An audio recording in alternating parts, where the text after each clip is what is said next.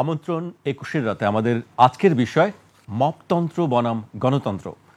আমাদের সঙ্গে উপস্থিত আছেন এবি পার্টির সাধারণ সম্পাদক ব্যারিস্টার আসাদুজ্জামান ফুয়াদ এবং গণ অধিকার পরিষদের সাধারণ সম্পাদক রাশেদ খান। আপনাদেরকে স্বাগত জানাচ্ছি স্টুডিওতে। আমাদের আজকের বিষয় মপতন্ত্র বনাম গণতন্ত্র।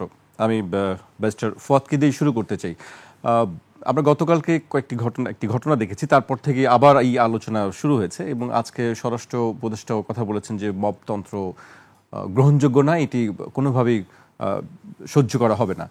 এ বিষয়ে সেনাপ্রধান থেকে শুরু করে রাষ্ট্রের যারা ঊর্ধ্বতন কর্মকর্তা আছেন তারা সবাই কিন্তু একমত যে আসলে মপতন্ত্র কোনোভাবেই গ্রহণযোগ্য নয়। আপনি আইনের মানুষ হিসেবে আপনার কাছে আমি জানতে চাইব, আসলে গণতান্ত্রিক শাসন ব্যবস্থায় মপতন্ত্র আসলে কতটুকু কাম্য? আসলে ধন্যবাদ। ফৌজদারি আইনে আপনার মানুষের সম্পদ চুরি, ডাকাতি, ছিনতাই করার কথা বলা আছে, অপরাধের কথা বলা আছে যে আপনি যদি কারো সম্পত্তি চুরি করেন। কিন্তু পৃথিবীর আইনে কোথাও বলা নাই আপনি যদি কারো স্বপ্ন চুরি করেন, আপনি যদি কারো ভবিষ্যৎ চুরি করেন, এবং শুধু ব্যক্তির না, যদি জাতির সাপেক্ষে করেন, যে আপনি একটা জাতির 5 বছরের একটা ভবিষ্যৎকে আপনি চুরি করে ফেলছেন, ডাকাতি করে ফেলছেন, লুণ্ঠন করে ফেলেছেন, সেইটা কি ধরনের অপরাধ এবং সেটার জন্য কি ধরনের শাস্তি হওয়া দরকার। নুরুল হুদা, হাবিবুল আউয়াল, রকিবউদ্দিন, 111-এর কমিশন, এই 4টা নির্বাচন কমিশন বাংলাদেশে আমাদেরকে কত বছর পিছায় দিছে। দেখেন যে আমরা একটা ভালো নির্বাচনের একটা পথে উঠেছিলাম। 70-এর পরে একটা ভালো নির্বাচন হইল আপনার 1991-তে, ধরেন যদি প্রথমটা বলি, 91-তে, 91, 96, 1-এ 3টা ভালো নির্বাচন হইল। হওয়ার পরে দেখেন আমরা আবার 24 বছর পিছায় গেলাম। পিছায় গিয়ে এখন কি হচ্ছে যে আমাকে আবার 89, 90, 91 থেকে শুরু করতে হচ্ছে। কাদের কারণে গেলাম? এবং দেখবেন যে এই ক্রিমিনালদেরকে আপনি গণমাধ্যমে তত বেশি দেখেন না। পলিটিশিয়ান, আওয়ামী পলিটিশিয়ানদেরকে আমরা যত বেশি গণমাধ্যমে আপনি গালাগালি করতে পারেন, ওকে ডিম ছুঁড়ে মারতে পারেন, তাকে জুতা ছুঁড়ে মারতে পারেন কোর্টে, এদেরকে দেখাও যায় না খুব বেশি। তো এই মানুষগুলো কি করেছে দেখেন, প্রত্যেকে 5 বছর করে করে আমার এই রাষ্ট্রের স্বপ্নগুলো চুরি করে ফেলছে। আমার গণতান্ত্রিক আকাঙ্ক্ষা, আমার ভোট দেবার অধিকার, আমার নির্বাচনের মাধ্যমে ক্ষমতা পরিবর্তনের অধিকার, এই প্রত্যেকটা জিনিসকে আপনি কি ধরনের অপরাধ দেবেন? এটাকে মৃত্যুদণ্ডপ্রাপ্ত অপরাধ? এটা তো আইনে কোথাও বলা নাই যে স্বপ্ন চুরি করলে জাতির তার কি শাস্তি হবে। 20 কোটি 25 কোটি মানুষের স্বপ্ন চুরি করে দিয়েছেন। নুরুল হুদার তো শুধু এইটা অপরাধ না যে 2018-তে সে একটা রাতের নির্বাচন করে দিয়েছে, শুধু সেই অপরাধ না, সে কিন্তু আপনার সরকারি কর্মকর্তাদের সেই মখা আলমগীরের নেতৃত্বে 94, 95, 96-তে যে আপনার এই বিদ্রোহ হইল বিএনপি সরকারের বিরুদ্ধে, যে টোটাল সরকারি কর্মকর্তা কর্মচারীদের বিরুদ্ধে এই রকম সরকার বিরোধী রাজনৈতিক আন্দোলনে অংশগ্রহণ করার বাস্তবতা আমরা কখনো দেখি নাই। এই নুরুল হুদা কিন্তু সেই জায়গাতেও ছিল। গণতন্ত্র মঞ্চ কি হাবিজাবি কি সব করছিল তখন। এবং নুরুল হুদা তখন ডেপুটি সেক্রেটারি কিছু একটা ছিল, সে কিন্তু ওখানে এসে জয়েন করছিল। পরবর্তীতে বিএনপি সরকার এসে তাকে চাকরিচ্যুত করে, আওয়ামী লীগের সময় এসে সে মামলা করে ভূতপূর্ব আপনার সব প্রমোশন নেয়, সচিব হয়, এরপরে আবার তাকে কমিশনার করা হয়। এবং সে ক্যাডার কিন্তু তোফায়েল ক্যাডারের লোক, এরা কিন্তু ভালোভাবে পরীক্ষা দিয়ে পাশ করা লোক না, এরা কিন্তু প্রতিবন্ধী ক্যাডার। এরা সবাই কিন্তু আওয়ামী প্রতিবন্ধী ক্যাডার থেকে আসছে 72-73 সালে। একদম পার ছাত্রলীগের ব্যাকবেঞ্চারের ক্রিমিনাল টাইপের ছেলেপেলে ছিল। এরা হচ্ছে সেই ধরনের লোক। এখন রাষ্ট্র যে আজকে ভেঙে চুরে 24-এ আসছে, 25-এ আসছে, এই ভাঙার পিছনে শুধু হাসিনা দায়ী ছিল না, শুধু শেখ পরিবার দায়ী ছিল না। এরকম নুরুল হুদা, মখা আলমগীরের মতো হাজার হাজার ক্রিমিনাল যারা রাষ্ট্রটাকে প্রত্যেক দিন স্বপ্নভঙ্গ করে পিছায় দিয়েছে। এখন এই রাষ্ট্রটাকে পিছায় দেওয়ার ফৌজদারি অপরাধটা কি? যে মানুষগুলো 3বার 4বার নির্বাচনে ভোট দিতে পারলো না, গণতন্ত্র থেকে বঞ্চিত হয়েছে, অনির্বাচিত সরকারকে নির্বাচন দিয়ে সম্মতি আদায় করে দিয়েছে, তার মনের ক্ষোভটা আপনি কিভাবে প্রকাশ করবেন? এই বাস্তবতায় হচ্ছে নুরুল হুদার অথবা হাবিবুল আউয়াল অথবা রকিবউদ্দিনরা যদি পাওয়া যায় এবং এই সকল কমিশনের যারা যারা সদস্য আছে, তাদের সবার প্রতি জনগণের ক্ষোভের জায়গাটা বিবেচনায় নিতে হবে, মাথায় নিতে হবে। না হলে যেটা হবে যে এইটা একটা শান্তিপূর্ণ সময়ে একটা চুরি ডাকাতি ছিনতাইয়ের ঘটনার মতো ঘটনা না। যে মানুষ সব কিছু এখানে ফুলেল বাস্তবতা ছিল, সবাই নিরিবিলি ঘুমাইতেছিল, সাডেনলি কিছু লোক হাওয়া থেকে উঠা আইসা একদম আমার এই সাজানো ফুলের বাগানটা ভেস্তে দিয়ে দিচ্ছে, ব্যাপারটা এরকম না। তো সেই বাস্তবতায় আপনাকে দেখতে হবে জনগণের ক্ষোভের জায়গাটা আছে। বটম লাইন হচ্ছে এই ধরনের আচরণ কখনো কাম্য না, কিন্তু অ্যাট দ্য সেম টাইম সুশীল হয়ে এই আচরণগুলো তৈরি হবার যে ক্ষেত্র প্রস্তুত করে গেছে এই মানুষগুলো, এই ক্রিমিনালগুলো, সেটাকে অস্বীকার করা যাবে না। তাহলে এখন কাজটা কি, এখন দায়টা কি? এখন দায়টা হচ্ছে, যেহেতু আমরা বলছি যে আমরা একটা নতুন বাংলাদেশ করব, এই নতুন বাংলাদেশে এই রকম নুরুল হুদাদের বাস্তবতা যেন ফেস করতে না হয়। দেশের প্রত্যেক আমলাকে কালকের জুতাপিটা থেকে শিক্ষা নিতে হবে, সেটা সামরিক আমলা হোক, বেসামরিক আমলা হোক, প্রজাতন্ত্রের কর্মচারী চুপ্পু থেকে শুরু করে যারা যারা আছে, সবাইকে এই জুতাপিটা থেকে শিক্ষা নিতে হবে যে হকের পথে থাকবেন, ইনসাফের পথে থাকবেন, ন্যায্যতার পথে থাকবেন, আইন, সংবিধান, শপথ, জনগণের বিপক্ষে যাবেন না, বাংলাদেশে বসে দিল্লির দালালি করবেন না। এই পজিশন নেন, আপনি বিপদে পড়তে পারেন, আপনি প্রমোশন বঞ্চিত হইতে পারেন, বেইজ্জতি হবেন না। এক্সাম্পল দিয়ে দেখেন আপনার খালেদা জিয়া, জিয়া পরিবারের মানুষগুলো বঞ্চিত হয়েছে না, নিগৃহীত হয়েছে না গত 15-16 বছর? বেইজ্জতি হয় নাই। আপনি বাড়িচ্যুত হইতে পারেন, কিন্তু আপনি সম্মানচ্যুত হবেন না। তাই নুরুল হুদার ঘটনাটা কাম্য না, কিন্তু প্রশাসনিক সকল কর্মচারীকে এখান থেকে শিক্ষা নিতে হবে যে বেইনসাফের পথে হাঁটবেন না। বেইনসাফের পথে হাঁটলেই মবের শিকার হতে পারেন, এটি বাস্তবতা। এটা রাষ্ট্র নিয়ন্ত্রণ করতে পারবে না। রাশেদের কাছে আসতে চাচ্ছি, আপনার কাছে আবারও আসবো। রাশেদ, আপনার একটি স্ট্যাটাস আছে, আমি কিছু একটু উল্লেখ করতে চাই। আজকে আপনি লিখেছেন যে গণহত্যার সাথে সরাসরি সম্পৃক্ত কতজনকে ধরা হয়েছে, তাহলে গণহত্যার বিচার সরকার কিভাবে করতে চায়? সরকার যতদিন আইনের শাসন প্রতিষ্ঠা করবে না, ততদিন সমাজ থেকে মবক্রেসি বন্ধ হবে না। মব উৎপাদনের দায় পুরোপুরি সরকারের দুর্বলতার কারণেই মবের ঘটনা ঘটছে। আপনি সরকারকেই অনেকটা দায়ী করেছেন মবের কারণে, একটু ব্যাখ্যা জানতে চাই আপনার কাছে। আসলে ধন্যবাদ সবাইকে, গণ অধিকার পরিষদের পক্ষ থেকে শুভেচ্ছা। ফদ ভাই ইতিমধ্যে চমৎকার তিনি বলেছেন। দেখেন, আমরা অভ্যুত্থানের পরে যে সরকার গঠিত হলো, তার কাছ থেকে আমাদের অনেক প্রত্যাশা ছিল যে সরকার অন্তত যারা গণহত্যার সাথে জড়িত, আমরা 14-15 বছর ধরে যে সকল আওয়ামী লীগের, ছাত্রলীগের, যুবলীগের মাফিয়া সন্ত্রাসীদের দ্বারা দমনপীড়নের শিকার হয়েছি, যারা গুম খুনের সাথে সরাসরি জড়িত, যারা সমাজে নৈরাজ্য সৃষ্টি করেছে, যারা হাজার হাজার কোটি টাকা পাচার করেছে, অন্তত এদের বিরুদ্ধে সরকার ব্যবস্থা গ্রহণ করবে।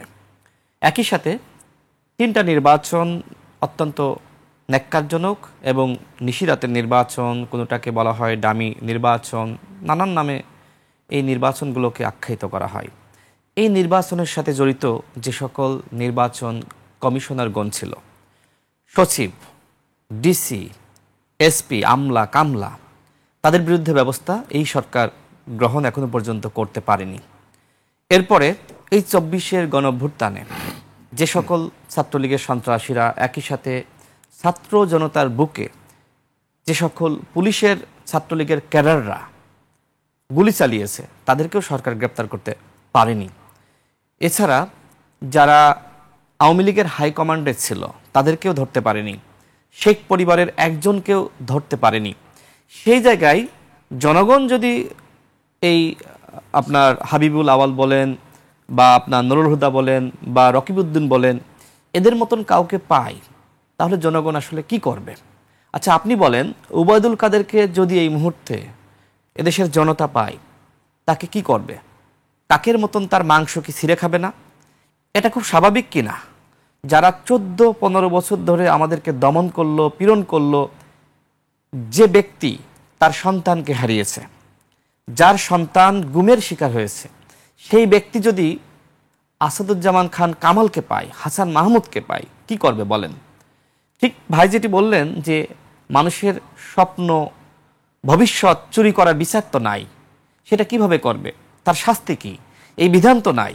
তো আমাদের ভোট যারা দিতে দেয়নি, যারা হাসিনার বিরুদ্ধে যাবে, যে কারণে একটি কথা পর্যন্ত বলে নাই, হাসিনা তার ভ্যানিটি ব্যাগ থেকে চিঠি বের করে, নির্দেশনা বের করে যেভাবে পাঠিয়েছে, ঠিক ওইভাবেই নির্বাচন করেছে।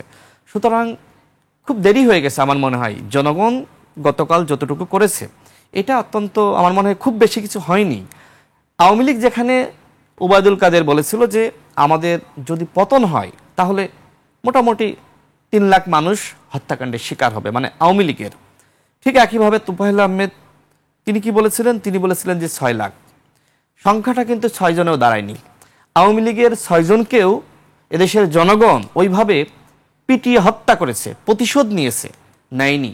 আমি মনে করি যতগুলো গুম হয়েছে বাংলাদেশে, যতগুলো খুন হয়েছে, এর বিপরীতে যদি একজনকেও আওয়ামী লীগের ওই পান্ডাদেরকে দেশের জনগণ সাইজ করত, তাও সংখ্যাটা আসলে কম হয়ে যায়। মানে আমার মনে হয় যে বিচার বহির্ভূত বিষয়কে আপনারা সমর্থন করছেন না, একটি সমর্থন করছি না। অপরাধকে ঢাকবার জন্য আরেকটি অপরাধ কি প্রযোজ্য? আপনি যদি ওই কথাই বলেন, দেখেন আমেরিকা ইউরোপ সবসময় আমাদেরকে বলেছে যে শান্তিপূর্ণভাবে আন্দোলন করেন, শান্তিপূর্ণভাবে।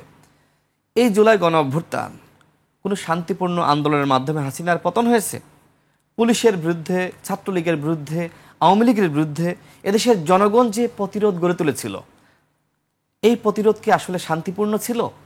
যেখানে আওয়ামী লীগের মাস্তানরা, ক্যাডাররা, যারা অস্ত্র হাতে, লাঠি হাতে, যারা বোমা নিক্ষেপ করতেছে, যে সকল পুলিশের, ছাত্রলীগের ক্যাডাররা সরাসরি গুলি চালাচ্ছে, এদেরকে আপনি খালি হাতে মানে শান্তিপূর্ণভাবে শুধু মিষ্টি কথা বলে প্রতিহত করবেন আর হাসিনা বিদায় নিবে, এটা কি বিশ্বাসযোগ্য? হাসিনা কখন বিদায় নিয়েছে? যখন জনগণ রাজপথে নেমে এসে জনগণ প্রতিরোধ গড়ে তুলেছে, অর্থাৎ একটি যুদ্ধ হয়েছে। আমরা 71-এর যুদ্ধ দেখেছি, সেই সময়কার প্রেক্ষাপট ভিন্ন ছিল। ঠিক একইভাবে 24-এ আমরা আমাদের যতটুকু সামর্থ্য ছিল, কেউ বাঁশের লাঠি হাতে নিয়েছে, কেউ ইটের খোয়া হাতে নিয়েছে, যে যার জায়গা থেকে প্রতিরোধ গড়ে তুলেছে, এবং এই কারণেই কিন্তু হাসিনার পতন হয়েছে। এখন আপনি যদি বলেন যে এটা আসলে মবক্রেসি, এটা তো না।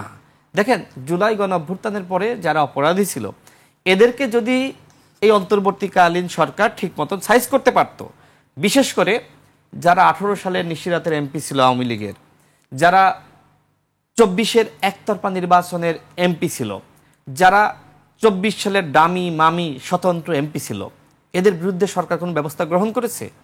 অন্তত এই 3টা নির্বাচনকে অবৈধ ঘোষণা করা দরকার ছিল। এই নির্বাচনের সাথে জড়িত প্রত্যেক অপরাধের বিচার করা দরকার ছিল। ডামি এমপিদের সম্পদ বাজেয়াপ্ত, তাদের সম্পদের তদন্ত করা, একই সাথে তাদেরকে গ্রেপ্তার করা দরকার ছিল। কিন্তু কি হলো?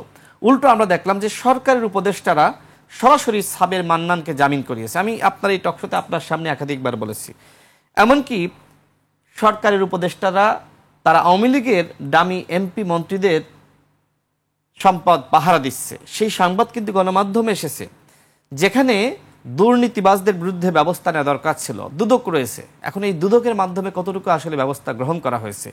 যে সকল ব্যবসায়ী মাফিয়ারা, যারা হাসিনা পতনের 3-4 দিন আগে বৈঠক করে বলল যে আমরা জান্নাতেও হাসিনার সাথে যাব, আমরা জাহান্নামেও হাসিনার সাথে যাব, তাদের বিরুদ্ধে ব্যবস্থায় সরকার নিতে পেরেছে। এখন সরকার যখন আইনের শাসন প্রতিষ্ঠা করতে পারে না, তখন সমাজটা আসলে অরক্ষিত থাকে। এখন এই বর্তমান বাংলাদেশ অরক্ষিত। এই জায়গায় মূলত জনগণ অপরাধীদের যাদেরকে পাচ্ছে, তাদের বিরুদ্ধে ব্যবস্থা গ্রহণ করছে। আর সর্বশেষ যেটি বলবো, দেখেন এই যে নুরুল হুদাকে জুতা পেটা করা হয়েছে, ভাই যেটি বললেন যথার্থই বলেছেন। এটা কিন্তু আগামীতে যারা নুরুল হুদা হইতে চাবে তাদের জন্য শিক্ষা, আগামীতে যারা ওদের মতন সচিব হইতে চাবে তাদের জন্য শিক্ষা, আগামীতে যারা ফ্যাসিস্ট হইতে চাবে তাদের জন্য শিক্ষা। সেই শিক্ষাটা আইন বহির্ভূত ভাবে হচ্ছে না।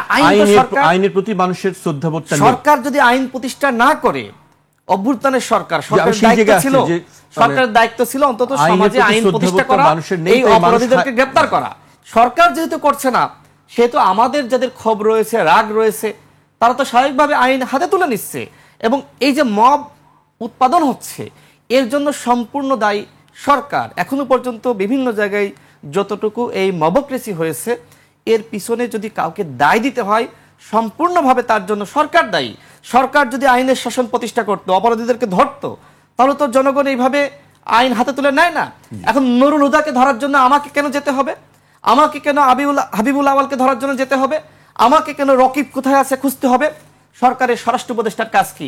তিনি বলছেন যে মবক্রেসি হয়েছে আমরা এটি কোনোভাবেই মেনে নিতে পারছি না। আরেকজন উপদেষ্টা আমাদের রেজওয়ান আপা বলল, যারা এর সাথে জড়িত তাদের বিরুদ্ধে ব্যবস্থা নিতে হবে। সাবের মান্নানদের জামিনের সাথে যারা জড়িত, তারা যদি এই ধরনের কথা বলে, আমি তো মনে করি এদের শাস্তি আগে হওয়া দরকার। যারা অপরাধীদেরকে গ্রেপ্তার করছে না, যারা এই জুলুম নির্যাতন করেছে তাদেরকে গ্রেপ্তার করতেছে না, যারা আইনের শাসন প্রতিষ্ঠা করতেছে না, তাদের আগে আইনের আওতায় আনতে হবে।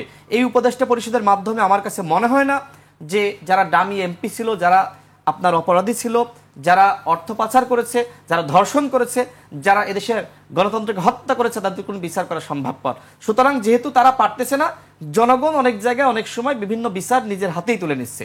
এর দায় সম্পূর্ণ এই উপদেষ্টা পরিষদের। জি, ব্যারিস্টার ফুয়াদের কাছে আসতে চাই। রাশেদ বলছিলেন যে সমস্ত দায় হচ্ছে এই সরকারের এবং উপদেষ্টা পরিষদের। আপনি কি তাই মনে করেন যে আসলে যে এই উপদেষ্টা পরিষদের ব্যর্থতার কারণে যে আইন বহির্ভূত ঘটনাগুলি মানুষ হাতে তুলে নিচ্ছে, আইন নিজের হাতে? একটা রাষ্ট্র যখন কোনো বডি চালায়, দিন শেষে ওই সময়টার যত অবদান, কৃতিত্ব সব যেমন তার, ওই সময়গুলোতে যত যত নেগেটিভ ঘটনা ঘটবে সেটার দায়ও আপনাকে নিতে হবে। এটা খুব নর্মাল একটা ব্যাপার। এখন প্রশ্ন হচ্ছে যে এই সরকার ডেলিভারেটলি এগুলো করাচ্ছে কিনা। হাসিনা সরকারের থেকে পার্থক্যের জায়গাটা হচ্ছে এইটা যে হাসিনা রেজিম যেটা করেছে, সিস্টেম্যাটিকলি দেশটাকে একটা ক্রিমিনাল সিন্ডিকেটের হাতে তুলে দিয়েছে। আপনি যে জায়গায় যান, আপনি পুলিশ বলেন, র্যাব বলেন, আইনশৃঙ্খলা বাহিনী বলেন, গোয়েন্দা সংস্থা, এই প্রত্যেকটা বাহিনীকে যে দৈত্য বানাইছে, এই যে আয়নাঘর বানাইছে, হাজার হাজার মানুষকে গুম খুন করাইছে, এটা কে করাইছে? এটা তো আমাদের কাছে খুব প্রচ্ছন্ন এভিডেন্স আছে এখন যে উপরের নির্দেশে, হাসিনার নির্দেশে এগুলো হয়েছে। আদারওয়াইজ একটা এজেন্সি, আর্ম ফোর্সেস 800 আয়নাঘর বানাইতে পারে না। কারণ বানাইলে এটা 71 সাল থেকে থাকতো, এত শত শত আয়নাঘর তো কখনো ছিল না। তো এই লেভেলে হচ্ছে দায় এবং দায়িত্ব, কৃতিত্ব সবই সরকারকে নিতে হবে। দ্বিতীয় কথা হচ্ছে দেশে কোনো মবক্রেসি নাই। মবক্রেসি বলতে যা বোঝানো হয় যে আপনার ইয়েমেনের মতো একটা ললেসনেস সিচুয়েশন, আপনার সিরিয়ার মতো ললেসনেস সিচুয়েশন, জায়গায় জায়গায়, পাড়ায় পাড়ায়, মহল্লায় মহল্লায় আপনার দক্ষিণ আমেরিকার ড্রাগ কার্টেল মাফিয়াদের মতো, সিসিলিয়ান মাফিয়াদের মতো ওইখানে ড্রাগ কার্টেলরা শাসন করছে, নিজেদের জুডিশিয়াল সিস্টেম আছে, নিজেরা বিচার আচার করে, রাষ্ট্রের ধারধারেরা, এরকম কোনো মবক্রেসি বাংলাদেশে নাই। এইটা হলো বটম লাইন। অতএব যারা বলার চেষ্টা করছে যে বাংলাদেশে প্রচুর মবক্রেসি হচ্ছে, এটা হচ্ছে এগুলো সত্য না। একটা দুইটা বিচ্ছিন্ন ঘটনা ঘটেছে। কয়টা ঘটনা ঘটেছে নুরুল হুদার মতো আপনি নাম ধরে বলেন গত 10 মাসে? আপনি তালিকা করলে হয়তো 15, 20টা, 30টা ঘটনা ঘটছে। 20-22 কোটি দেশের একটা রাষ্ট্র, যে এই রাষ্ট্রটা 16-17 বছরে ভেঙে কাচের মতো চুরমার হয়ে গেছে, যে রাষ্ট্রের প্রত্যেকটা প্রতিষ্ঠান শেষ হয়ে গেছে আওয়ামী লীগের সময়, সেই রাষ্ট্রে আপনার এটা তো গৃহযুদ্ধ হওয়ার কথা। বাংলাদেশে ইউনূস সরকারের সবচেয়ে বড় ক্রেডিট হচ্ছে জুলাই আগস্টে বাংলাদেশে গৃহযুদ্ধ হবার কথা ছিল। পাড়ায় পাড়ায়, মহল্লায় মহল্লায় মানুষ অস্ত্র নিয়ে আওয়ামী লীগ এবং ফ্যাসিস্ট রেজিমের ফোর্সগুলোকে ফাইট করার কথা ছিল। মানুষ নেয় নাই তো অস্ত্র। এটাই হচ্ছে এই গণ অভ্যুত্থানের সবচেয়ে বড় সাকসেস, যে অহিংস আন্দোলন গান্ধী কি করছে, আমরা 24-এ অহিংস আন্দোলন দেখায় দিছি। লাঠিসোঁটা আর বুক দিয়ে কিভাবে সশস্ত্র বাহিনীকে ফেস করতে হয়, লাঠিসোঁটা বুক দিয়ে কিভাবে আপনার এই স্নাইপারদের গুলি ফেস করতে হয়, অহিংস আন্দোলন ছিল। মবক্রেসি হয় নাই তো এই দেশে। এরপরে দেখেন যে বিচার আচার যে হচ্ছে না, এটা কি ডেলিভারেট? সরকার কি ডেলিভারেট পুলিশকে নীরব করে রাখছে? পুলিশকে দিয়ে ঘুষ খাওয়ানো হচ্ছে? স্বরাষ্ট্র উপদেষ্টার কম্পিটেন্সি নিয়ে আমার কথা আছে, কিন্তু লোক তো ভালো মানুষ, সৎ মানুষ, তো তার সততা, নিষ্ঠা, আন্তরিকতা, এইসব ব্যাপারে তো কোনো সন্দেহ নাই। তার সাথে যারা কাজ করে সবাই বলছেন সে কাজ করার স্বাধীনতা দেয়, সবাইকে স্বচ্ছতার সাথে কাজ করতে দিচ্ছে, ভালোদেরকে সে প্রমোট করে। কিন্তু সে ডিসাইসিভনেস যেটা আমরা দেখতে চাইছিলাম আপনার স্বরাষ্ট্র উপদেষ্টার কাছ থেকে, সেইটাতে যথেষ্ট ঘাটতি আছে। তো আপনার এই সরকার কোনোভাবে কি ললেসনেসটাকে প্রমোট করে কিনা? করে না তো। গতকালকে রাতে আপনার চিফ অ্যাডভাইজার অফিস থেকে স্টেটমেন্ট দিয়েছে, হোম অ্যাডভাইজার স্টেটমেন্ট দিয়েছে, একাধিক উপদেষ্টা। আমাদের প্রশ্ন হচ্ছে যে আগেও একাধিকবার এই ধরনের বক্তব্য, বিবৃতি দেওয়া হয়েছে। আমি যেটা শুরুতেই বলেছিলাম যে সেনাপ্রধানের পক্ষ থেকেও একটি বিবৃতি দেওয়া হয়েছে যে মব কোনোভাবে সহ্য করা হবে না। তারপরেও কিন্তু ঘটছে। খুনের আইন আছে তো, বা পৃথিবীর প্রত্যেকটা দেশে খুনের আইন আছে, খুনের বিচার হয়। পশ্চিমা দেশগুলোতে খুন হয় না? যে দেশে আইনের শাসন আছে বলে আমরা মনে করি, সেই দেশগুলোতে খুন হয় কিনা? খুন হবে। খুন আপনি জিরোতে নিয়ে আসতে পারবেন না, ধর্ষণ আপনি জিরোতে নিয়ে আসতে পারবেন না, আপনি চুরি, ডাকাতি, লুণ্ঠন এগুলো জিরোতে নিয়ে আসতে পারবেন না। কারণ মানুষের ভিতরে তো ইবলিস আছে। তো ইবলিসের তো ফৌজদারি অপরাধে আপনার জেলে নেওয়া যায় না। ইবলিস তো স্বাধীন, তো কিয়ামত পর্যন্ত স্বাধীন থাকবে। তো যতদিন পর্যন্ত ইবলিস শয়তান স্বাধীন থাকবে, ততদিন পর্যন্ত সমাজে ক্রাইম জিরো হবে না, কোনোদিন হওয়া সম্ভব না। আপনি যেটা করবেন এটাকে কমিয়ে নিয়ে আসা এমন একটা সমাজ আপনি কায়েম করবার জন্য চেষ্টা করবেন। রাষ্ট্র যেটা চেষ্টা করে সেটা হচ্ছে আইনের শাসন, মূল্যবোধ, সামাজিক আর্থিক যে বাস্তবতাগুলো থাকা দরকার সমাজের ভিতরে, স্টেবিলিটি, স্থিতিশীলতা থাকবার জন্য, এর প্রত্যেকটা ইন্ডেক্সে আপনি রাষ্ট্রকে, সমাজকে এগিয়ে নিয়ে যাবেন। যেতে যেতে একটা পর্যায়ে সে একটা প্রায় মানে অপরাধ শূন্য একটা সমাজে পরিণত হবে প্রায়, কিন্তু আপনি এটা টোটালি পারবেন না। এই জন্য সরকারকে আমি ব্লেম দেওয়ার পক্ষে না, বাট সরকারকে সমালোচনা করার পক্ষে। ব্লেম আর সমালোচনার পার্থক্য আছে। ব্লেম দিতে পারবেন যে তার করার সক্ষমতা আছে কিন্তু সে করে না, ডেলিভারেটলি সে প্রমোট করে, বিচারালয়ে বিচার হচ্ছে না, কাউকে কি রিমান্ডে নিচ্ছে, মিথ্যা মামলা দিচ্ছে। আবার দেখেন সাবের হোসেন চৌধুরী ডক্টর মান্নানকে জামিন দেওয়া নিয়ে কথা বলছে রাশেদ, রাইটলি তার এটা বলা রাইট আছে। আওয়ামী লীগের ব্যাকগ্রাউন্ডে এটা তোমার কমপ্লিটলি ধরেন লার্জলি মোটা দাগে একটা ইবলিশ শয়তানের দল। এর ভিতরে দু চারটা যে ভালো মানুষ আছে তার ভিতরে আপনি যদি ধরেন যারা লার্জলি তাদের তুলনায় ভালো মানুষ, তাদের ভিতরে দুইটা মানুষ ভালো মানুষ। এখন আপনি সাবের হোসেন চৌধুরীর খুনের মামলা কিভাবে দিবেন? সে খুন করছে, আপনি তাকে তো খুন করেছে এক্স্যাক্টলি, আপনি যদি মানে এভিডেন্স সাপেক্ষে কাউকে জেলে রাখতে না পারেন, শুধুমাত্র আওয়ামী লীগ করার কারণে তার বিরুদ্ধে আমি কথা বলতে পারি যে সে দোষরীপনা করেছে, দালালিপনা করেছে, আওয়ামী লীগের আমলে ভোট ছাড়া নির্বাচন হয়ে এমপি মন্ত্রী হয়েছে, এইসব ব্যাপারে আমি সমালোচনা করতে পারবো। কিন্তু সাবের হোসেন চৌধুরী ডক্টর মান্নানকে আপনি জেলে রাখতে পারেন? কারণ এটা তো আইনের ফ্রেমে পড়ে না। যদি তাকে আপনি এভিডেন্স বেসড জেলে রাখতে না পারেন, তাকে তো জামিন দিতে হবে আপনাকে। এটাই তো আইনের, আমরা যে আইনের শাসনের কথা বলছি এটাই বাস্তবতা। এই আপনার দীপুমণিকে খুনের মামলা দিচ্ছে, খুনের মামলা দিয়ে আপনি দীপুমণিকে কিভাবে প্রমাণ করবেন? রিমোটলি ধরেন রেজিম ইনভলভ, সেই রিমোট কানেকশন দিয়ে যেখানে তার বিরুদ্ধে হাজার হাজার কোটি টাকার লুটপাট, দুর্নীতির অভিযোগ আছে। আপনি সাকিবকে, মাশরাফিকে খুনের মামলা দিচ্ছেন, সাকিব আর মাশরাফি কারো গিয়ে খুন করছে, এটা প্র্যাকটিক্যালি পসিবল। আপনি সাকিব হইলে দিবেন শেয়ার মার্কেটের দুর্নীতির সাথে সে জড়িত, জুয়া খেলার বেটিং এর সাথে জড়িত, ট্যাক্স ফাঁকির সাথে জড়িত, মানি লন্ডারিং করে গোল্ড বিজনেস করছে অবৈধভাবে দুবাইতে, সেগুলো নিয়ে করবেন। অতএব আমাদের এখানে এই ঘাটতিগুলো আছে। তাহলে এই হত্যা মামলাগুলি তাদের বিরুদ্ধে কেন করা হলো? হচ্ছে যে আপনি কাদেরকে দিয়ে করাচ্ছেন? গত 16 বছর যে পুলিশরা কাজ করছে তাদেরকে তো সাডেনলি ওভারনাইট গণ অভ্যুত্থানের রাতে তারা ফেরেশতা হয়ে যায় নেই তো, যে তারা সাডেনলি ওই রাতে ফেরেশতা হয়ে গেছে, তারা এখন সবাই প্রফেশনাল হয়ে যাবে, বিষয়টা তা না তো। একটা প্রফেশনাল কাজের প্র্যাকটিস বছরের পর বছর ধরে করতে করতে করতে করতে অভ্যস্ত হতে হয়। এই অভ্যস্ততার জায়গায় তো আপনার অনেক কাজ করা দরকার। 10 মাসে একটা পুরো ক্লাস অফ পিপলকে আপনি তো ফেরেশতা বানায় দিতে পারবেন না। সরকারি অফিসে এখন ঘুষ লেনদেন হচ্ছে না, সব হচ্ছে, তদবির হচ্ছে না, হাজার হাজার কোটি টাকার লেনদেন হইতেছে না, সব রাজনৈতিক দলের নেতারা এখানে ওইখানে গিয়ে তদবির করতেছে না, করতেছে তো। এখন আপনি এটা কিভাবে বন্ধ করবেন? কারণ রাষ্ট্র কাঠামোটাকে যদি লম্বা সময় ধরে আপনি চর্চা না করেন, তাকে পেশাদারিত্বের জায়গায় না আনা পর্যন্ত আপনাকে এটা ফেস করতে হবে।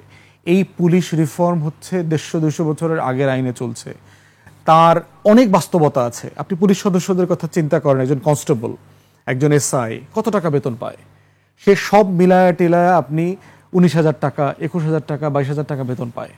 ঢাকা শহরে যদি কারো 2টা বাচ্চা থাকে, সে খাবে, বাসা ভাড়া দিবে, বাবা মাকে দেখাশোনা করবে, কি করবে সে 22,000 টাকা দিয়ে? তারপর যদি সে আপনার মোটরসাইকেল, আপনার গাড়ি আটকায় আপনাকে 1,500 টাকা নেয়, 2,000 টাকা নেয়, আপনি তার মনুষ্যত্ব নিয়ে প্রশ্ন করতে পারবেন, কিন্তু আপনি তার বাস্তবতাকে ইগনোর করে তো করা উচিত হবে না। তার দেখেন যে তার কাজের ভিতরে যে তার ন্যায্যতার প্রশ্ন আছে, তাকে বহু বছর ধরে কাজ করে, প্রমোশন পাচ্ছে না। তার অনেক কোয়ালিফাইড লোক আমি জানি যারা পুলিশের ইন্সপেক্টর হয়ে আছে, তারা বিসিএস পুলিশ অফিসারের থেকেও কম্পিটেন্ট, কারণ তারা পুলিশিং জানে, 15 বছর, 20 বছর, 30 বছর ধরে পুলিশিং করছে। তাদেরকে আপনি প্রমোশনের আটকায় রাখছেন, তাকে আপনি পুলিশের এসপি হইতে দিচ্ছেন না, এএসপি হইতে দিচ্ছেন না। ভারতবর্ষে এরকম বহু ঘটনা আছে, পুলিশের কনস্টেবল থেকে সিনিয়র আইজি, এডিশনাল আইজি লেভেলের অফিসার হয়েছে। আপনার এখানে হবে না কেন? ইংল্যান্ডে তো হয়, ইংল্যান্ডে তো সবাই কনস্টেবল হয়। পুলিশের যিনি আইজি হন তিনি অক্সফোর্ড থেকে পড়াশোনা করে এসে পুলিশের কনস্টেবল হয়, কনস্টেবল হয়ে তারপর সে একদিন উঠতে উঠতে আইজি হয়। তাহলে এই যে কলোনিয়াল মডেলগুলো রেখে দিয়েছেন, বেতন কাঠামো, বৈষম্য কাঠামো, লুটপাট, সুযোগ সুবিধার যে বৈষম্য, থানাগুলোতে দেখেন আপনি আসামি ধরে নিয়ে আসলেন, এই আসামিটাকে দুপুরে খাওয়াইতে হবে না? থানায় তো কোনো বাজেট নাই। থানায় দেখবেন আপনার গাড়ি নাই এনাফ পেট্রোল দেওয়ার জন্য, আপনি গাড়ি নিতে বলছেন, তো সে কি করছে? সে গাড়িওয়ালাদেরকে আটকাইতেছে, সে বাস আটকাইতেছে, টেম্পো আটকাইতেছে, সিএনজি আটকাইতেছে, রিকুইজিশন করে, রিকোয়েস্টেশন করতেছে। এই জিনিসগুলো তো বিষয়গুলো রাষ্ট্র বা সরকার যারা পরিচালনা করে তারা নিশ্চয়ই জানেন যে তাদেরকে এটা অ্যাড্রেস করতে হবে, তাদেরকে সিরিয়াসলি অ্যাড্রেস করতে হবে। এখন একটা অন্তর্বর্তীকালীন সরকার, অল্প সময়ের সরকারের কাছ থেকে আপনি রাষ্ট্রের কতগুলো সংস্কার জেনুইনলি আশা করতে পারেন যে 10 মাসে সেগুলো ডেলিভার করবে অথবা 16 মাসে সে ডেলিভার করবে? এটাকে আমাদের প্রত্যাশার জায়গাতে আমাদেরকে প্র্যাকটিক্যাল হইতে হবে। জি, আমাকে একটু বিরতিতে যেতে হচ্ছে। দর্শক, একটি বিরতি নিচ্ছি, বিরতির পর আবারও ফিরবো 21 রাতে, আমাদের সঙ্গেই থাকুন।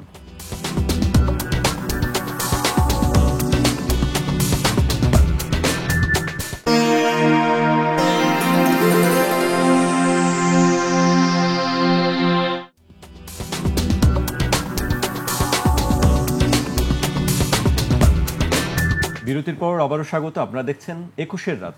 আমাদের সঙ্গে আছেন এবি পার্টির সাধারণ সম্পাদক ব্যারিস্টার আসাদুজ্জামান ফুয়াদ এবং গণ অধিকার পরিষদের সাধারণ সম্পাদক রাশেদ খান।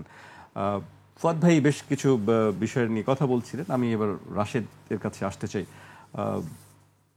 এবার একটু অন্য প্রসঙ্গে যেতে চাই, সংস্কার, বিচার, নির্বাচন বিষয়ে একটু আসতে চাই। কালকে গণ অধিকার পরিষদের সভাপতি নুরুল হক নূর বলেছেন যে এইভাবে চলতে থাকলে কখনোই ঐক্যমত্যে পৌঁছানো সম্ভব হবে না, কিয়ামত পর্যন্ত ঐক্যমত্য সম্ভব হবে না। আসলে রাশেদ, এই কথার একটু ব্যাখ্যা একটু আপনার কাছে জানতে চাই যে কেন এই আশঙ্কাটা করছেন। ধন্যবাদ। দেখেন, এই সরকারের কাছ থেকে আমাদের অনেক প্রত্যাশা ছিল।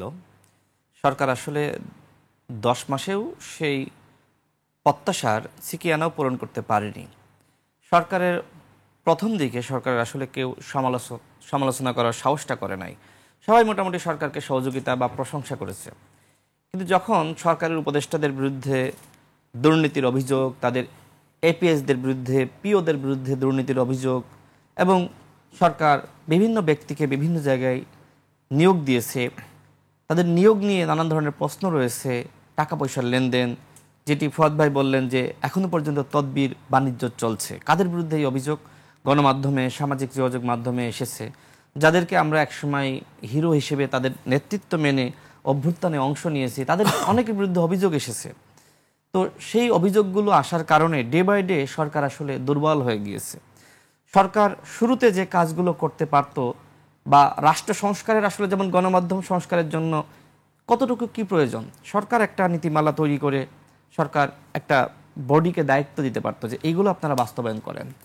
পুলিশ সংস্কারের জন্য কতগুলো নীতিমালা তৈরি করে সরকার একটা বডিকে দায়িত্ব দিতে পারত।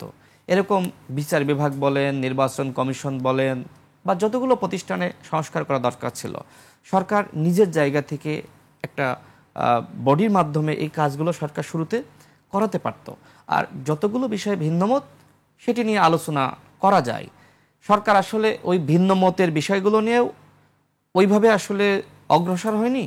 ঠিক একইভাবে যত সংস্কারের ক্ষেত্রে আমাদের সবার মতামত বা কমন রয়েছে, সেই বিষয়গুলো নিয়ে সরকার অগ্রসর হয়নি।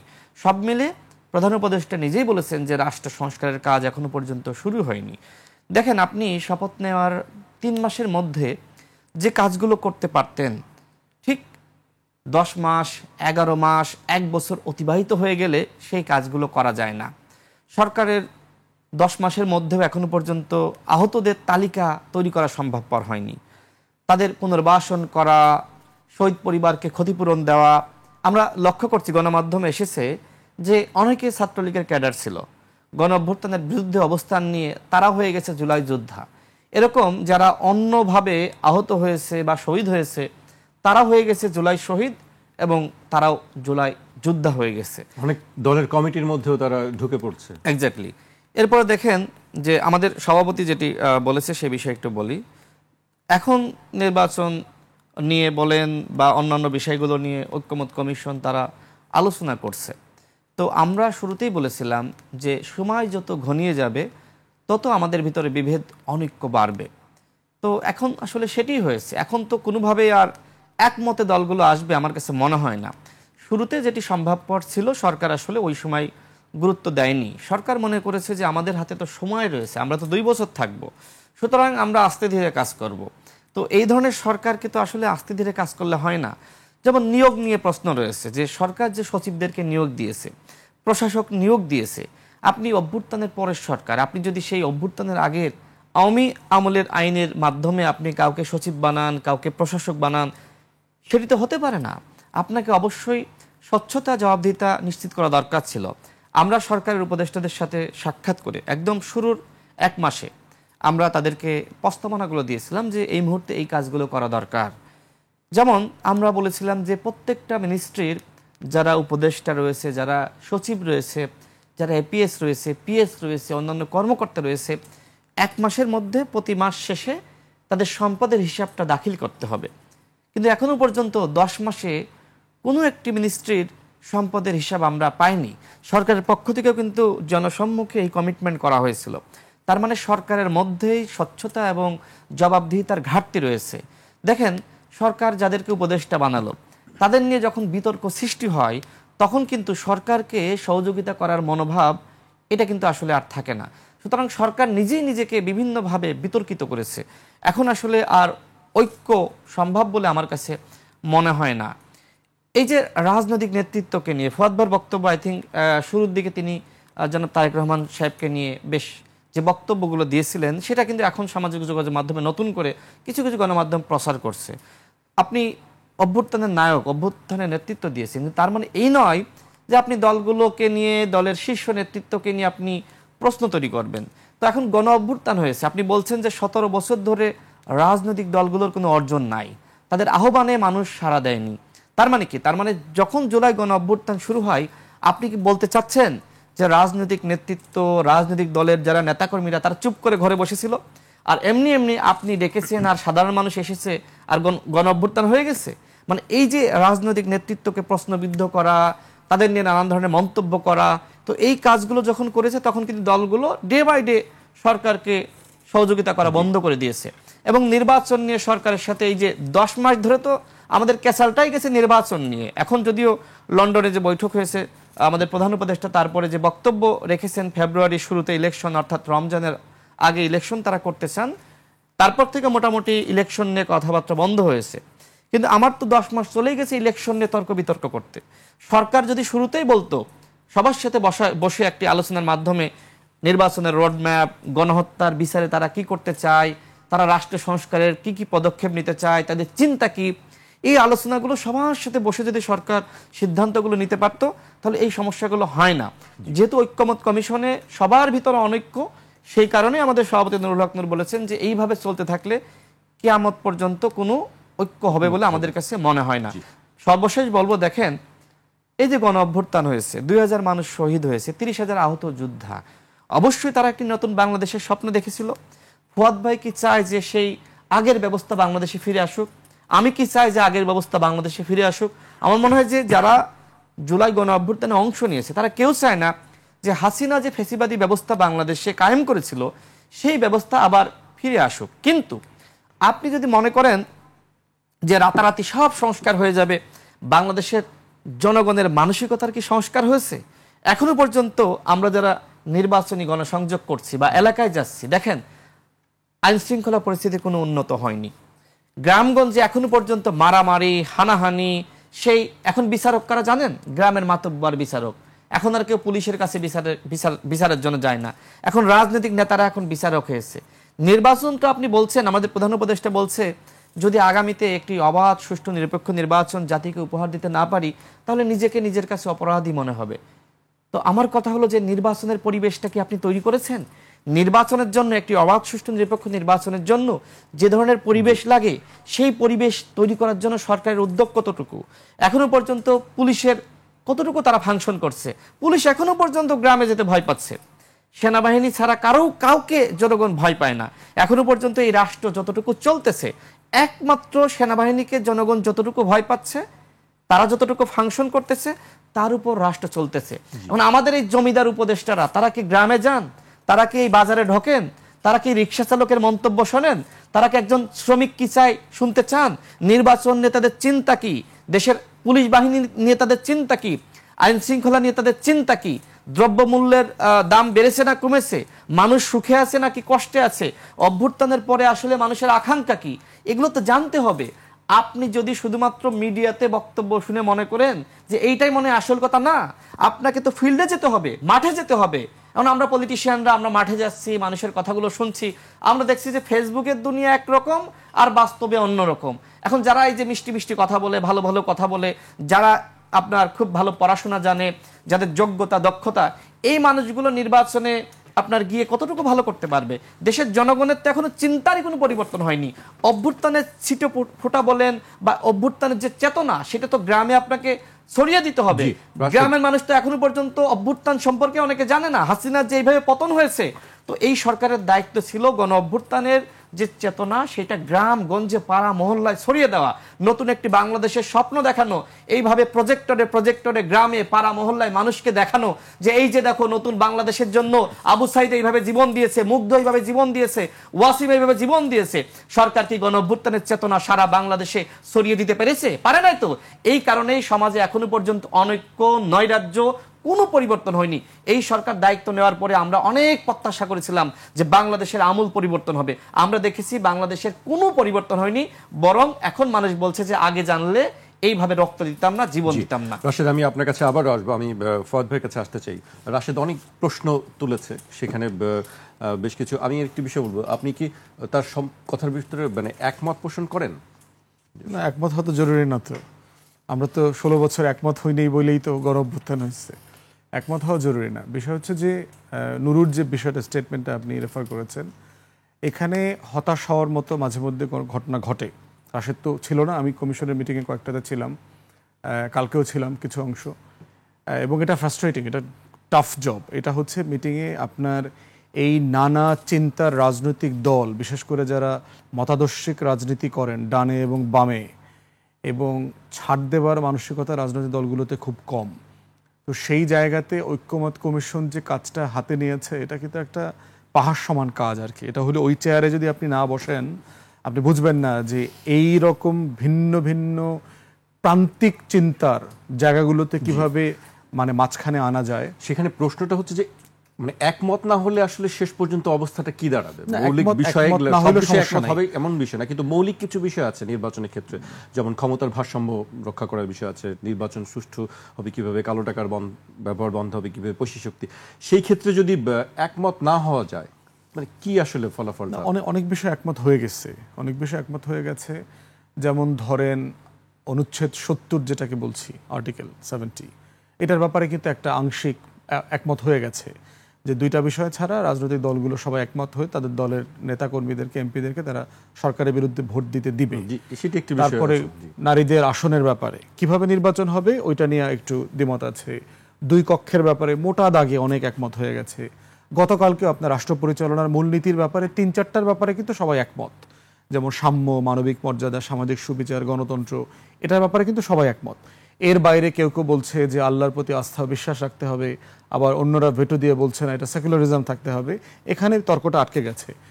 তর্কটা যে হচ্ছে বাংলাদেশে, আপনার কখনো মনে পড়ে কিনা যে দেশের সকল রাজনৈতিক দল দেশের একটা ইস্যু নিয়ে কথা বলতে এক জায়গাতে এসছে?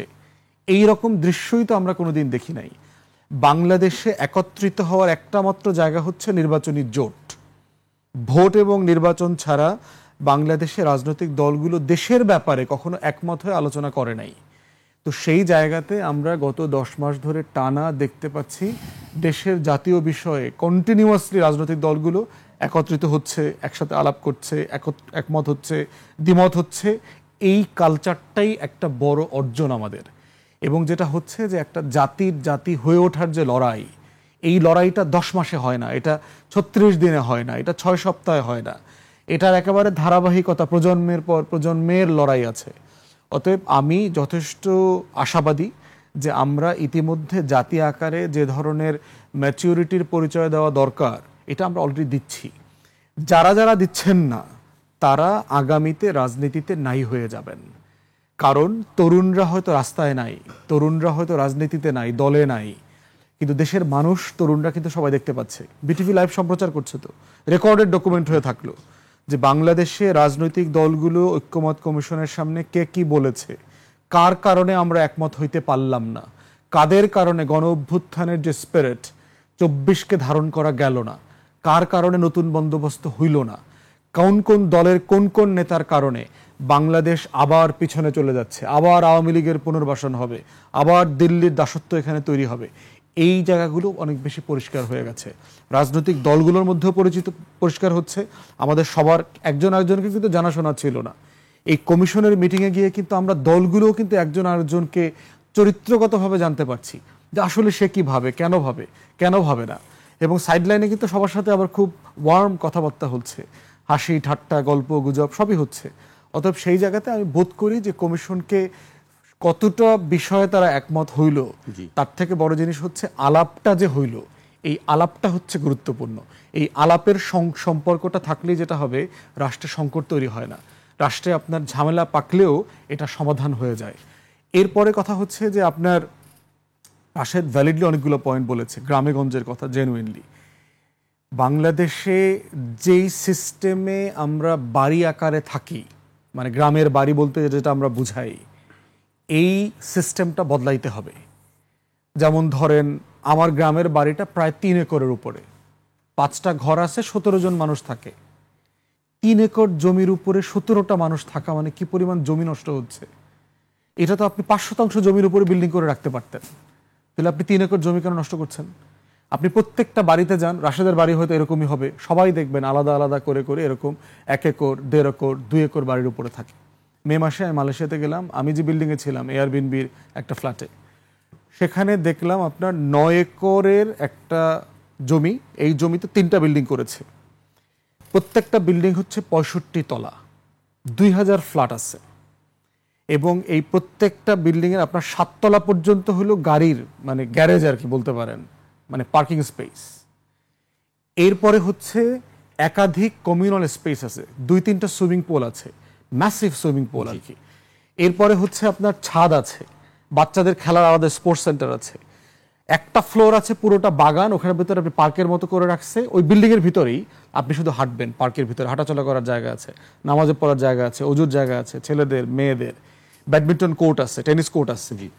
তাহলে দেখেন এই 2000 ফ্ল্যাটে কিন্তু আপনার বাংলাদেশের মতো জায়গায় মিনিমাম 12 থেকে 15,000 লোক থাকতে পারবে। তাহলে আপনি 9 একর জমির উপরে আপনি 12,000 লোক রাখতে পারেন।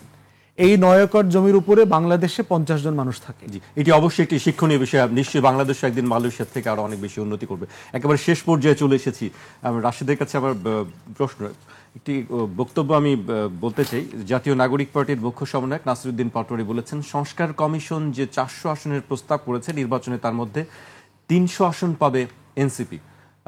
তার এই বক্তব্যকে আপনি কিভাবে দেখেন? তাহলে কার কত আসন হতে পারে আপনি মনে করেন? আপনাদের কত হবে, বা এবি পার্টির কত হবে, বা বিএনপির? শেষ পর্যায়ে এসেছি একটু। এনসিপি তো ইতিমধ্যে ক্ষমতায় রয়েছে, সুতরাং আগামীতে আবার ক্ষমতায় আসার স্বপ্ন তারা দেখতেই পারে। আমি আসলে এটাকে অন্যায্য বা অন্যায় হিসেবে দেখছি না। তারা একটি স্বপ্ন দেখছে, বাট স্বপ্ন বাস্তবায়ন করার জন্য তাদের যথেষ্ট কাজ করতে হবে। এবং আমিও তো বলতে পারি যে আগামী নির্বাচনে গণ অধিকার পরিষদ ক্ষমতায় আসবে, ফুয়াদ ভাই বলতে পারে আগামী নির্বাচনে এবি পার্টি ক্ষমতায় আসবে। এখন আমার সামর্থ্য যতটুকু, আমি যদি সামর্থ্যের বেশি নিজেকে জাহির করতে চাই তাহলে মানুষ হাসবে। ঠিক নাসিরউদ্দিন পাটোয়ারির বক্তব্য শুনে এদেশের মানুষ হাসতেছে, ঘোরাও আসতেছে। আপনি যদি দেখেন সামাজিক যোগাযোগ মাধ্যমে তার বক্তব্যের পরে, এই যে এনসিপি গতকাল তারা নিবন্ধনের জন্য আবেদন জমা দিয়েছে, মোটামুটি মানুষ এটাকে খুব পজিটিভভাবে নিয়েছে যে নতুন একটি দল আবেদন করতে যাচ্ছে, যাদের অধিকাংশ নেতাই গণ অভ্যুত্থানের সামনে যোদ্ধা হিসেবে নেতৃত্ব দিয়েছে। ঠিক এই নাসিরউদ্দিন পাটোয়ারির বক্তব্যের কারণে এই পজিটিভ একটি বিষয় আসলে হাস্যরসে পরিণত হয়েছে। এ ধরনের বক্তব্য আসলে দেওয়া আমি মনে করি বেমানান। আপনার সামর্থ্য যতটুকু আপনি ততটুকু বলেন যে আমরা নতুন একটি দল, আমরা আবেদন করেছি, আমরা আগামীতে জনগণের ম্যান্ডেট নিয়ে আমরা ক্ষমতায় আসতে চাই। এখন আপনি যেখানে এখনো পর্যন্ত নিবন্ধনই পাননি, আপনি এখনো পর্যন্ত জেলা পর্যায়ে উপজেলা পর্যায়ে আপনার সাংগঠনিক কাঠামো কতটুকু সেটা তো সবাই জানে। ফুয়াদ ভাই তার বরিশাল গিয়েছে, সেখানে তাদের সাংগঠনিক সক্ষমতা নিশ্চয়ই দেখেছে। আমি আমার জেলা ঝিনাইদহতে গিয়েছি, আমি তাদের সাংগঠনিক সক্ষমতা দেখেছি। এখন তাদের বলছে যে তাদের অফিসগুলো নেওয়া হয়েছে, আমি ঝিনাইদহ জেলাতে তাদের কোনো অফিস খুঁজে পাইনি। তো তারা কিভাবে সেখান থেকে ডকুমেন্টেশন এনে জমা দিয়েছে I don't know. I think নির্বাচন কমিশন তদন্ত করবে। আমরাও তো আবেদন করেছিলাম, এবি পার্টি এবং গণ অধিকার পরিষদ এর আগে যে নির্বাচন কমিশন আবেদন করার জন্য সুযোগ দিল হাসিনার আমলে শেষের দিকে 24-এর ইলেকশনের আগে, দুইটা দল কিন্তু নিবন্ধন পাওয়ার কথা ছিল এবং সব থেকে বেশি এগিয়ে ছিল, এক এবি পার্টি, গণ অধিকার পরিষদ। দুইটা দলের একটা দলকেও নিবন্ধন দেওয়া হয়নি। এই অন্তর্বর্তীকালীন সরকার, আমি জানি না যে আসলে তারা কি করবে। আমার কাছে মনে হয় যে অবশ্যই এনসিপি তারা যে ভূমিকা রেখেছে তারা নিবন্ধন পাওয়ার যোগ্য। অবশ্যই নির্বাচন কমিশনের যে আইন রয়েছে সেটাকে শিথিল করেও যদি তাদের নিবন্ধন দেওয়া লাগে দিতে হবে, কারণ তারা বাংলাদেশে নতুন একটি দল, তারা ভূমিকা রেখেছে, জনগণ তাদের অনেকে তাদের পছন্দ করে, তবে সামর্থ্য আছে, সক্ষমতা আছে, সেই অনুযায়ী বক্তব্য দেওয়া উচিত। ঠিক আছে, আপনি আগে নিবন্ধন পান, জেলা পর্যায়ে উপজেলা পর্যায়ে সংগঠিত করেন, তারপরে আপনি বলেন যে হ্যাঁ দেশের জনগণ আমাকে চাই। আপনি জেলায় জেলায় বিশাল সমাবেশ করেন, তখন মনে হবে নাহিদ ইসলাম যাচ্ছে, হাজার হাজার লাখ লাখ মানুষ জমায়েত হচ্ছে। এখন পর্যন্ত অন্যান্য দলের বড় নেতারা গেলে যেটি হয়, আমরা গণ অধিকার পরিষদের পক্ষ থেকে বিভিন্ন জেলায় সমাবেশ করেছি, আপনি দেখেছেন। আমি এবি পার্টিকেও দেখেছি, তারা চট্টগ্রামে বিশাল সমাবেশ করেছে, ফেনীতে সমাবেশ করেছে, বরিশালে করছে। তো আমার মনে হয় এখনো পর্যন্ত ঢাকার বাইরে তাদের কোনো সমাবেশ জনগণ দেখেনি। এই কারণে একটি পজিটিভ বিষয়, যেটা মানুষ খুব পজিটিভভাবে, এমনকি বিএনপির মহাসচিব মির্জা ফখরুল ইসলাম আলমগীর তিনিও বলেছেন যে এনসিপির লক্ষ্য অর্জনে আমরা সবাই মিলে সহযোগিতা করব। সেখানে এই ধরনের বক্তব্য দিয়ে মূলত এনসিপিকে ডুবানোর চেষ্টা করছে নাসিরউদ্দিন পাটোয়ারি। এনসিপি নতুন দল, আমরা তাদের বিরোধিতা কেন করব? এনসিপি, গণ অধিকার পরিষদ, এবি পার্টি বাংলাদেশের রাজনীতিতে নতুন বক্তব্য, একই সাথে নতুন চিন্তার খোরাক যোগাচ্ছে। তো সেই জায়গায় আমি মনে করি শুধু এনসিপি না, গণ অধিকার পরিষদ, এবি পার্টি বা অন্যান্য দলের নেতাদের বক্তব্য দেওয়ার ক্ষেত্রে অবশ্যই সক্ষমতা যাচাই করা উচিত। আমি গণ অধিকার পরিষদ যদি আজকে বলি যে আগামীতে গণ অধিকার পরিষদ ক্ষমতায় আসতেছে, আমাদের 300 আসনে যাদেরকে প্রার্থী দিব তারা সবাই নির্বাচনে জিতবে, মানুষ এইটাকে গ্রহণ করবে না। বরং আমার সক্ষমতা আছে, হ্যাঁ 300 আসনে প্রার্থী দেওয়ার সক্ষমতা আছে, আগামী নির্বাচনে আমি ভালো করব, আগামী নির্বাচনে 300 আসনের মধ্যে অনেকে আমাদের পাশ করবে, এ ধরনের কথাবার্তা বললে মানুষ এটাকে পজিটিভভাবে নিবে। সর্বশেষ যেটি বলবো, এনসিপির প্রতি আমাদের শুভকামনা থাকলো। তারা নতুন একটি দল, আমরা একসাথে 2018 সালের কোটা সংস্কার আন্দোলন করেছি, এরপরে 18 সাল থেকে 24 সাল পর্যন্ত তাদের অনেকে একসাথে আমরা রাজনীতি করেছি, জুলাই গণ অভ্যুত্থানে একসাথে আমরা হাতে হাত রেখে আমরা ভূমিকা রেখেছি। আমাদের সবাই মিলে নতুন বাংলাদেশ গঠন করতে হবে। এই বাংলাদেশ গঠনে একে অপরকে সহযোগিতা করার মানসিকতা, একে অপরের সাথে বন্ধুত্বপূর্ণ মনোভাব, একে অপরকে এগিয়ে দেওয়ার মানসিকতা, এগুলো আমাদের থাকতে হবে। নতুন বাংলাদেশে হিংসা বিদ্বেষ নিয়ে আমরা খুব বেশি দূর যেতে পারবো না। নতুন বাংলাদেশ গঠনে আমি সর্বশেষ বলবো যে ঐক্যমত কমিশন যতটুকু ঐক্যমতে আসতে পারবে, যেটি ভাই বললেন যে এই যে আমরা এক টেবিলে বসতে পারতেছি, এটাই তো বড় একটা অর্জন, যেটা আসলে হাসিনার আমলে কখনোই ছিল না। সুতরাং যতটুকু আমরা এই মুহূর্তে সংস্কার করতে পারি, আর যতটুকু হবে না, ঠিক আছে, গণ অধিকার পরিষদের যতটুকু মতামত মিলবে না, আমরা জনগণের কাছে যাব, আমাদের ইস্তেহার তুলে ধরবো, মানুষকে বলবো আমাদের ক্ষমতায় বসালে আমরা এইগুলো বাস্তবায়ন করব। ঠিক এবি পার্টি বলবে, এনসিপি বলবে, কিন্তু আমরা যদি এখন বলি যে আমার এই দাবি মানতেই হবে, আমার এই দাবি না মানলে আমি কোনোভাবে নির্বাচনে যাব না, এইটা না হলে আমি কোনোভাবে নির্বাচন হতে দিব না, তাহলে তো এই বাংলাদেশ ধ্বংস হয়ে যাবে। সুতরাং এই সহনশীলতার মানসিকতা আমাদের অর্জন করতে হবে। সর্বশেষ বলবো, একটি অভ্যুত্থান হয়েছে, এত মানুষ শহীদ হয়েছে, রক্ত দিয়েছে, এইবার যদি আমরা বাংলাদেশ গঠন করতে না পারি, অতীতে প্রত্যেকবার আমরা ফেসিবাদী মসনদ ভাঙতে পেরেছি, ভাঙার পরে যে গড়ার কাজ সেটা করতে পারি নাই। আমি দৃঢ় আশা ব্যক্ত করছি 24-এ সেই ব্যর্থতা হবে না, গণ অভ্যুত্থান বৃথা যাবে না। এইবার ইনশাআল্লাহ আমরা সবাই মিলে নতুন বাংলাদেশ গঠন করতে পারবো। জি, আমরা সেই প্রত্যাশা রাখি। আজকে এখানেই শেষ করতে হচ্ছে আমাকে। আপনাদেরকে অনেক ধন্যবাদ আমাদেরকে সময় দেওয়ার জন্য। দর্শক, আজ এখানেই শেষ করছি। কাল আবার দেখা হবে রাত 12টায়। আপনারা সবাই সুস্থ থাকুন, নিরাপদে থাকুন, আর 21-এর সঙ্গেই থাকুন।